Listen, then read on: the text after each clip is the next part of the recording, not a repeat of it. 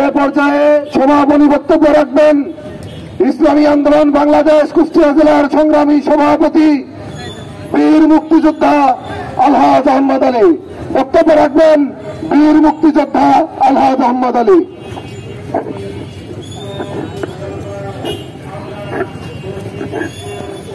আসসালামু আলাইকুম ওয়া রাহমাতুল্লাহি ওয়া বারাকাতুহু।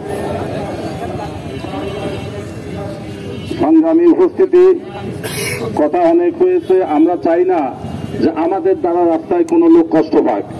আমাদের একটাই কথা যে আজকে যারা বিভিন্ন এলাকা থেকে এই সংগ্রামে এই মিছিলে অংশগ্রহণ করেছেন, আমি আল্লাহ পাক তাবারক তাআলার দরবারে দাবি জানাই যে আল্লাহ এই সময়টা যেন কাল কিয়ামতের মাঠে আমাদেরকে নেকির পাল্লায় দেওয়া হয়। আর আমরা এখান থেকে সারা বাংলাদেশ থেকে, আপনি জানেন না শুধু কুষ্টিয়া না, সারা বাংলাদেশ থেকে এই হুঙ্কার দেওয়া হচ্ছে। যদি ফিলিস্তিনির উপরে গণহত্যা চলতেই থাকে তাহলে ইসরায়েলকে বলবো আমরা এখান থেকে হুঙ্কার দেবো, ইসরায়েল ভেঙে টুকরা টুকরা হয়ে যাবে ইনশাল্লাহ। আপনারা জানেন যে মুসলমানের একই দেহ, একই রক্ত বয় মুসলমানের। আপনারা তো জানেন যে পীর সাহেব বলছেন যে যদি প্রয়োজন হয় আমাদের এখান থেকে যত মুজাহিদ দরকার আমরা দেবো।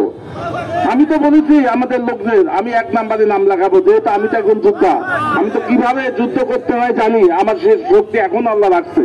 আমি মনে করি যে এই যে ফিলিস্তিনি যে যেন আমি যুদ্ধ করে শহীদ হতে পারি।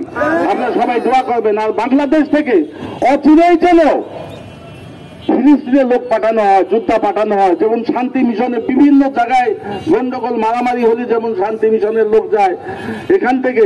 যখন দেশ স্বাধীন হয়েছিল, এই আমাদের সামনে যেসব পুলিশ ভাইরা আছেন আমি জানি এনারা অনেকেই আমাদের সাথে ছিলেন।